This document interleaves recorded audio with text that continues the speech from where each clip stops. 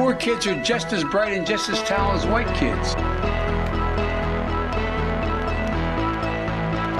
I'm gonna come.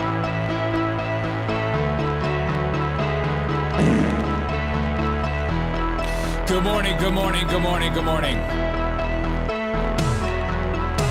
Let's get right into the dock workers strike is on. They walked off the set. They walked off the dock last night at midnight. 45,000 workers walked off, leaving our country in peril. And we have more exclusive news coming from that. Also tonight is the bad boy showdown between Tim Walz, a guy that flips off MAGA supporters, and JD Vance, who gets kicked out of restaurants.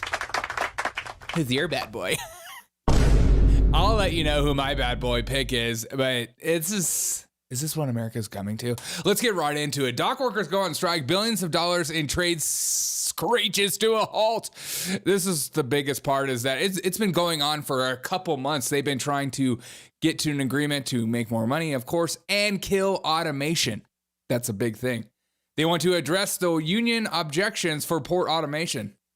Hey guys, the easiest way to help your case is to not do exactly what you're doing. 45,000 workers refused to work during the strike, which will snarl supply chains and choke off nearly 50% of U.S. imports.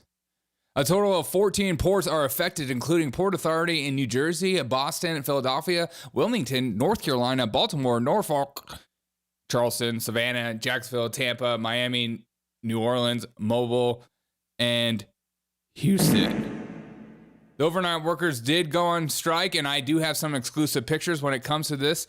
Here's some of the strikes. This is from the East Coast. The ILA has announced the port strike.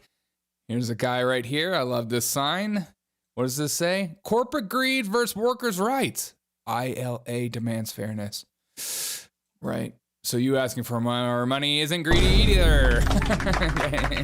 I'm on your side. I swear to God, don't kill me. And then the Teamsters put out a little note about saying, Biden, stay the F out of this fight. Okay, I don't use this. I'll use this. I'll use that for this. This is the part. I can't believe this is an official statement. You guys are supposed to be adults, and we're using the F word. We're a fun society. The U.S. government should stay the out of the fight and allow union workers to withhold their labor and wages and benefits they have earned.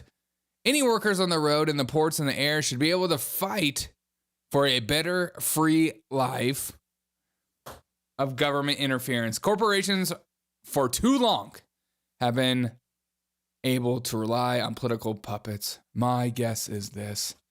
Junior says stock up on food now. I agree. My guess is this. The October surprise is that this happens, and Kamala Harris walks down to the Teamsters and says, "Okay, you guys need to stop being on strike, okay?" And they go, "Okay, yeah, good idea." And then she goes, "See, America, I'm a good leader. I just negotiated the craziest deal of all time. Because dock workers are dock workers. They work on a dock, and the dock is close to water. And we need water and dock workers in order to have our supplies. And supplies are things that are in your kitchen." That's exactly how to go down. But here's the Teamsters boss. I swear to God, this guy looks like something straight out of a Bond villain or Marvel comic movie. He is the evil boss. And he even says, "Use guys." Okay. What year is it? Are we still using use guys? Drop the use guys. Okay. We say you people. Gender neutral language only. Here's the use guys. These people today don't know what a strike is. Yeah. When my men hit the streets, Tell us. from Maine to Texas, every happening? single port will lock down. You know what's gonna happen? I'll tell you. I can't wipe my butt. First week, Yeah. be all over the news every night, boom, boom. Second week, Oh, guys who sell cars can't sell cars because the cars ain't coming in off the ships. I can't afford them. They get laid off. Bye. Third week, malls start closing down. The malls. They can't get What the year goods is from this? China. They can't sell clothes. They can't do this. Oh, no. Everything in the United States comes on a ship. They go out of business. Construction workers get laid off because the materials aren't coming in. Right. The steel's not coming in. The lumber's not coming in. They lose their job.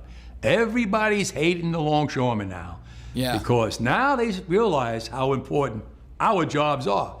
Now I have the president screaming at me, I'm putting a Taft-Hartley on you. Go ahead. Taft-Hartley means I have to go back to work for 90 days. Tinted glasses. That's a cooling off period. Do you think when I go back for 90 days, those men are going to go to work on that pier? It's going to cost the company's money to pay their salaries. Well, they went from 30 moves an hour maybe to 8. They're going to be like this. Who's going to win here in the long run? You're better off sitting down and let's get a contract and let's move on with this world. And in today's world, I'll cripple you. I will cripple you.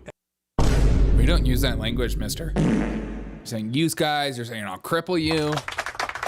I'll handicap you. I'm gonna come. Okay, that's the words we use. Are you afraid?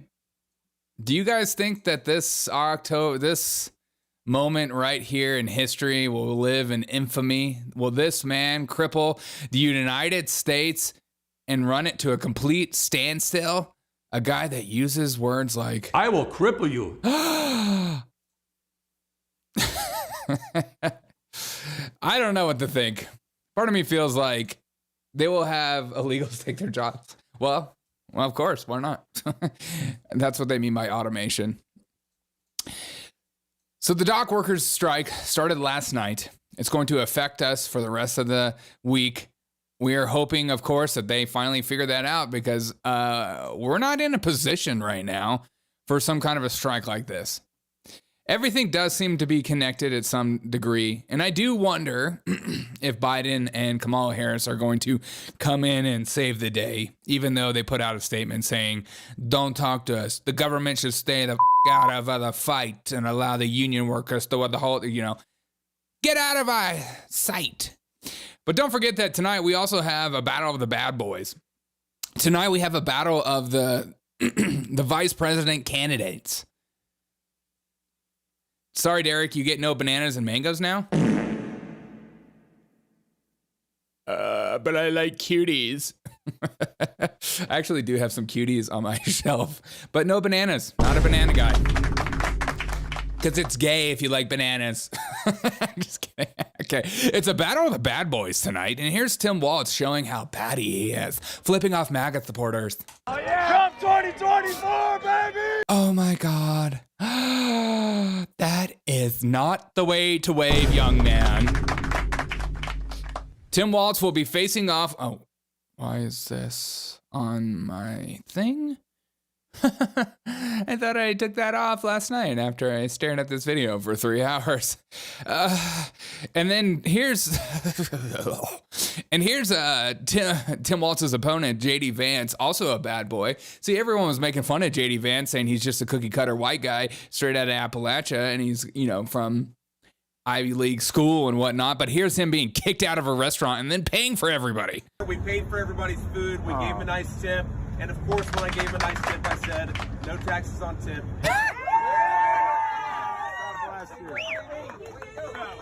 So you choose your bad boy, America.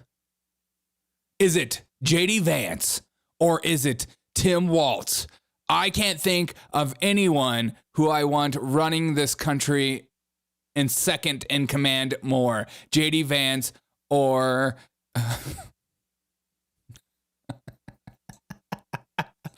Come on, is the real conspiracy is that Tim Walz is gay? Not that there's anything wrong with that.